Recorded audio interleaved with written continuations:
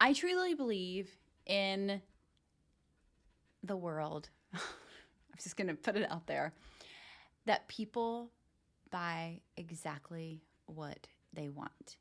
And I do believe that sometimes there is a pain involved. And so, therefore, people will pay for something that they may have not normally been willing to pay a certain amount for. So, this funny thing, I have said this before. I do believe that owning a business is the biggest personal development journey you'll ever go on. You find out everything you've never worked on, you find out everything that you get to work on. And one of my big blocks was money. And I realized that early on in 2022, I had major money blocks. Purchased 3 money mindset programs and really started working on them because I knew the blocks were there. Like I knew they were there. I knew they were holding me back. And so I got myself to a place where, as far as, I hear a lot of people talking about nervous system regulation and things like that, that it doesn't freak me out to spend a lot of money. Like that's no longer a block for me. Whereas it used to be, it's no longer really a block for me. It's very easy for me to spend large amounts of money on my business, on myself, and not flinch, I guess I would say.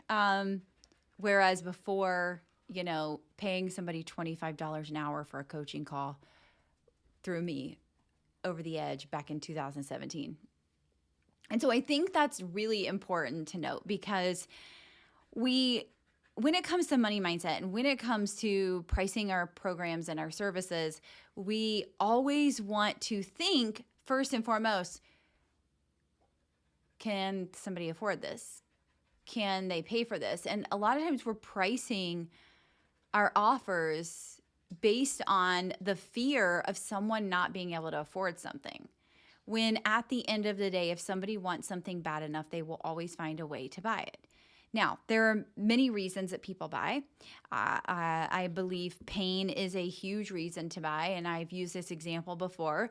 But back in 2019, I went on a retreat. I came home. Something had happened to my lower back. I think that's probably when at the time, I didn't know it at the time until I got an MRI, but that's when I had a bulged disc. And so I had extreme sciatic pain all the way down the left side of my leg. In that painful moment, as I can't sleep at night and I'm laying on my floor in my front room trying to just find some type of relief. I couldn't sleep in my bed. It was awful. I ordered every cream, every roll-on, every patch I could get my hands on. I ordered a inversion table. It was probably, I would say, my leg just feels like it's in pain right now talking about this. But I would say it was probably the worst pain that I've ever been in, I would say. And it was definitely not the worst pain, but really close to it. I just thought about my surgery recovery. But yeah, it was very, very hard to breathe, hard to function. And I got no relief until I think I had to get on steroids. And I think maybe the second day on steroids, I finally was getting some relief. But my ankle, it was like my ankle had no strength. And so I would walk and it was like I was walking on a sidewalk and my ankle was, or the left foot was off the sidewalk a little bit and it would fall over, but I wasn't on a sidewalk. I was literally walking on flat ground with both legs and my left leg would just turn. And so it was a lot of pain. It was a lot of pain and I was willing to do whatever it took. And so I did. Fast forward to July of 2023, and Ava and I are at the Taylor Swift concert. This all has context, by the way, but this is a really good story. We're at the Taylor Swift concert. We leave. Well, we don't leave right away. We're about 20 minutes behind everybody else because Ava didn't get her swag at the beginning, so she wanted to stand in line at the end. So we did. We knew the storm was coming because Taylor Swift went on an hour before she was supposed to, and to avoid the storms that were coming through. Now, by this time, it's probably after 11 o'clock at night. And so we're walking in downtown Cincinnati, which I'm not that familiar with. I've been to a few cheer comps there, but we don't live in Cincinnati. We live in Columbus. And so I'm walking and like we keep trying to get an Uber. We keep trying to get an Uber and we keep running into similar girls who were in the same situation. The Uber say they're coming, but they're not coming. And the streets are, I mean, some of the streets are pretty crowded, but some of the streets are pretty like dead. And there's a lot of people going into bars. I cannot take my 16-year-old into a bar. You know, now we're pushing midnight. We walked around downtown, I don't know how long. And all of a sudden, wind starts picking up and we know the storm is coming through, and the wind starts picking up and we see like heavy duty furniture being thrown across the roads, restaurants like trying to save all this stuff from flying around, like road signs flying around. Like we're in one of those little it goes down under, I don't know what it's called, but it's like protected, like so you can go down under to like car parking, but it's like clear. So we were like waiting in there, like freaking out. My kid's freaking out, and I'm like, okay, you can't freak out in this moment, Chrissy, because your kid is about to freak out. You are the adult in this situation. Anybody else feel me? So I'm the adult in this situation, and I have tried Uber. I've canceled it multiple times. I keep trying again. It's like such a pain. It keeps saying they're coming. It keeps saying they're 5 minutes away, but they're never 5 minutes away. They're never coming, right? And we ran into these girls. They were underneath us with us, and the wind's picking up even worse. I'm like, we're gonna get smacked in the head with something. We have to figure this out. And the rain is starting to come. Our feet are killing us, by the way, killing us. And these girls said, we have tried everything. We have no idea what to do. And I'm like, okay, this is not just a us problem. This is an everybody problem. I have to get my kid back to the hotel. So I flagged down one of those, I don't know what they're called, but it's like a motorized, like it's a pace pedaling like bike. And then it's like this little like carriage in the back. And so I said, can you take us here? And it was like, I want to say it was like 4 miles away. And he was like, yeah. And so he might have said the price, but honestly, in that moment, I was so worried about my kid, I didn't really even care what the price was. I didn't think the price would be what I paid, but I didn't really care at the moment. First of all, he made this an experience, right? He's playing Taylor Swift. He's got lights in this thing. We're having like the best time of our lives, also thinking that we're going to die because our life is flashing before our eyes because of the wind. And he's just like cutting off cars left and right. It's the most insane thing. And he has no idea where he's going because he keeps asking to look at my phone, which I pulled up Google Maps to find our way back in case I needed to walk. And so anyhow, we get to the hotel and I'm like, thank God, like whatever. I don't know. Like I'm thinking it's going to be like $100.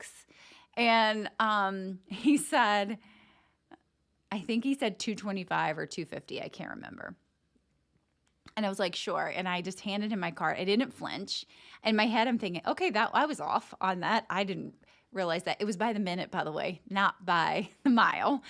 And so then I even tipped him on top of that to whatever. I think it was $280 altogether when I ended up paying for it. And I was like, I walked away and I was first of all, I was relieved, but I was also a little stunned. I was like, oh, dang, I did not think it was going to be that price. But you know what? We're here. We're safe. That's the most important thing to me. And in that moment, I didn't think about regret anymore. I didn't think about, oh my God, that was expensive. I didn't think about any of those things because in the moment, the fear I had of what was coming and you know, what happens when people are out drinking and all these other things. And I'm out with my 16-year-old daughter. Like I needed to get her to a safe place, right?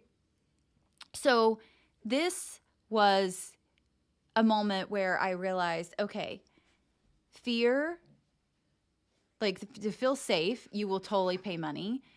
If you're in pain, you will totally pay whatever it takes. But what about desire? I believe if you really, really want something, you will find a way to pay for it. Now, back early in my business, I paid for things because I was in pain. I paid for things because I wasn't where I wanted to be. And I felt a pain. But when my most probably highest ticket coach that I paid for, it was 8 weeks. It was $14,000. And that was not a pain. That was pure desire. I wanted to work with her. I desired to work with her. I didn't have to work with her. I didn't need to work with her. It was pure desire to be in her proximity. And I think that obviously we're always going to have people that come to us in a pain, right? Because we all solve some type of pain point, most of us. But also, can we be okay with those that desire to work with us, that they want to be in our close proximity, that they want the extra attention, right? That they want us to give them strategy that's more tailored for them. And I think that is a beautiful thing. You know, sometimes it's nice to be needed, but I think it's nicer personally to be desired, right? Does my husband want me to stay with him because I need his money? Or does he want me to stay with him because I desire to stay with him, right? And I desire to be with him. Need versus desire.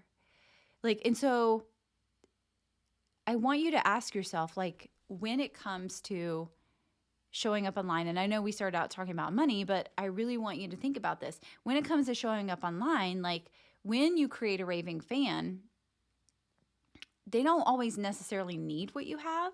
They may.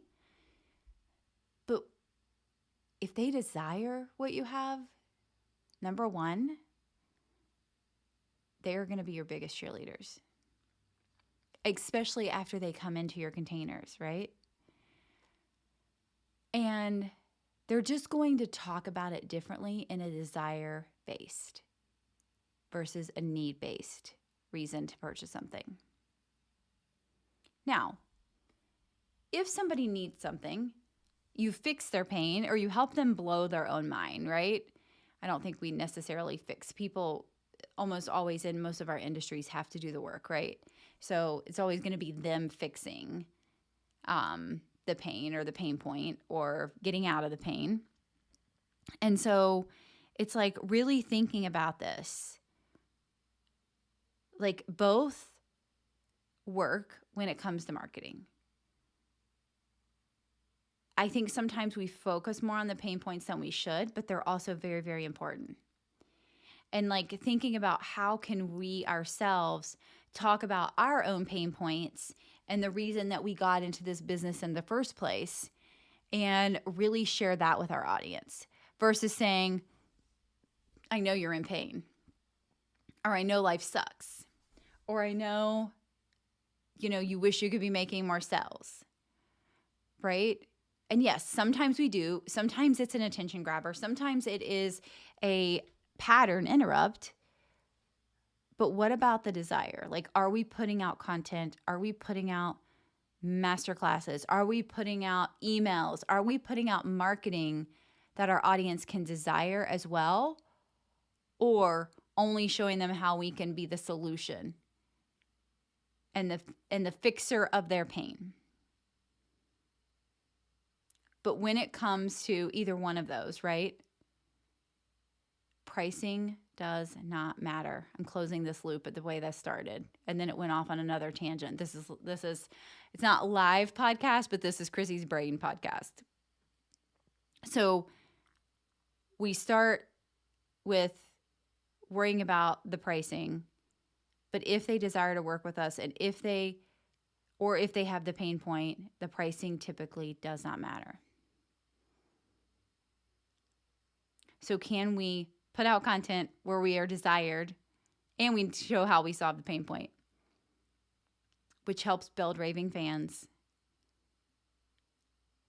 which helps us create that online community that can attract more of those people who desire what we have to offer.